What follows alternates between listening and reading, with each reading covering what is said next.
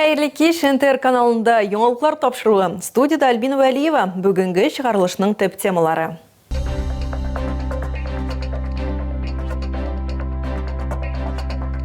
Үшінші этап. Красный ключ дамбысы юлында 2 километр 580 метр ұзынлықтағы участок яңартыла. Эш эзләүчеләр өчен Түбән Камада вакансияләр ярминкәсе узды. Яшьләр тәрбиясеннән шәһәр үсешенә кадәр. Олег Морозов милли мәдәни җәмгыятьләр белән очрашты. Православие динен тотучылар алма спасын билгели.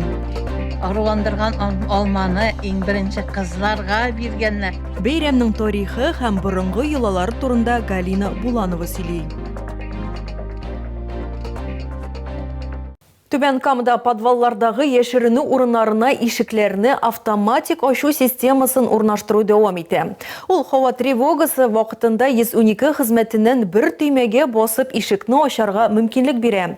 Хәзер 12 саклану урыны электрон йозак белән җиһазландырылган. Тулырак Гөлия Нигъматуллина сөйләр.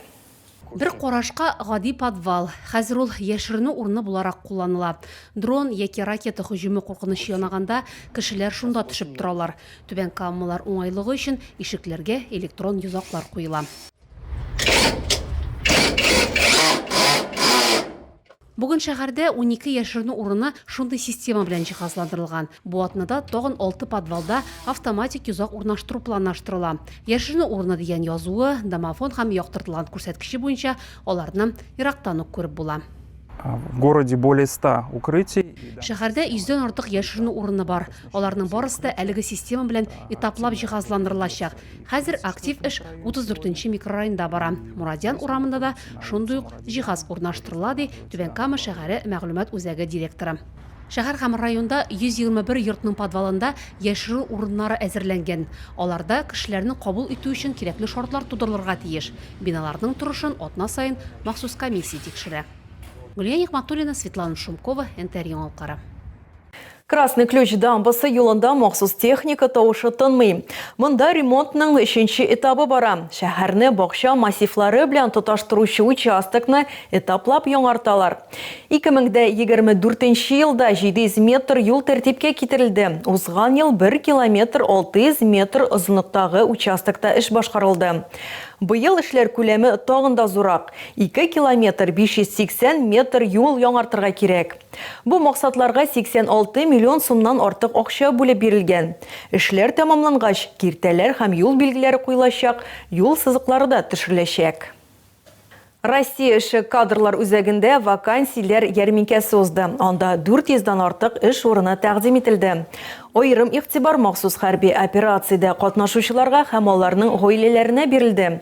Ярминкәдә 8 ире предприятие катнашты. Белгечләр вакансияләр, хезмәт шартлары, социаль гарантияләр һәм эш бурычлары турында сөйләде. Һәр катнашучы шәхси консультация алды. Мондый чаралар Россия эше кадрлар үзәгендә даими үткәрелә. Алар ярдәмендә меңләгән Түбән Камалы эшкә урнашкан. Бу юлда күпләр үзләренә туры килгән вакансия сайлады. Чараның партнерлары социаль яклау идарәсе һәм ватанны саклаучылар фонды.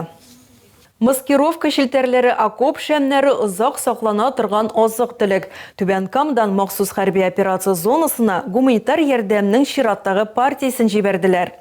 Кирәк-яраклар җыю тәкъдиме белән ватан сугышчылары гаиләләре комитеты һәм игелекле йөрәкләр төркеме чыкты. Акция вакытында солдатлар өчен берничә тонна йөк җыелды.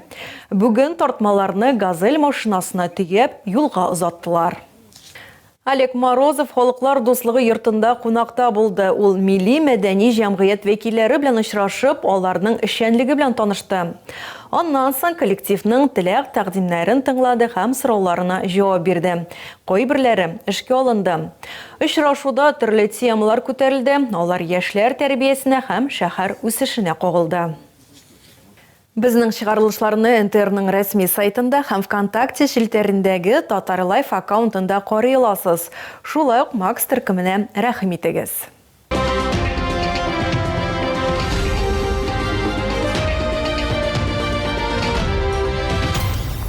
Бүген православие динен тотучылар Алмаз пасы деген бейремне билгеләп үтә. Борынгыдан килгән гадәт буенча нәкъ шушы көннән яңа уңыштан җыелган җиләк җимешне ашарга рөхсәт ителгән.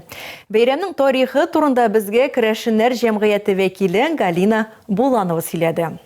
Алмаз пасы зур бәйрәм безнең Керәшеннәрдә. Башкачаны уртас пас дип тә йөртәләр. Бош шишмә ансамбле солисткасы Галина Буланова оныкларына Алмаз пасы турында сөйли. Халык сынамышлары буенча бәйрәмдә туганнарны, балаларны әлеге җиләк җимеш белән сыйлаганнар. Ышану буенча бу көнне алмалар тылсымлы үзлеккә ия булалар. Беренче авыз иткәндә теләк теләгәннәр. Аруландырган алманы иң беренче кызларга биргәннәр. Кызлар аны битләренә дә сөрткән, аннары жартысын ашаган, жартысын теләп алма агачы төбенә ташлаган. Иртә белән торгач, шул алманы караганнар, ул алмалар урынында булмаган. Кызлар бик сөенешкәннәр. Җир анасы безнең алманы кабул иткән, алма урынында юк дип. Аларның теләкләре изге теләкләр булган. Керәшеннәр җәмгыяте вәкиле яңа уңыштан алма бәлеше дә пешерә. Гаиләләрендә бик матур гадәттә бар. Бәйрәмнәргә әзерләнгәндә барысы да бергә җыелып, керәшен җырларын башкару. Сәгатьләр сугам бергә, граммофон белән бергә. Сез теләгез, без телибез гомер итүне бергә. Август айында православие динен тотучылар 3 бәйрәм билгеләп үтә. Алмаз пасы икенчесе булып тора. 14-се Балс пасы уздырылса, 29 августта чикләү көнеке булачак.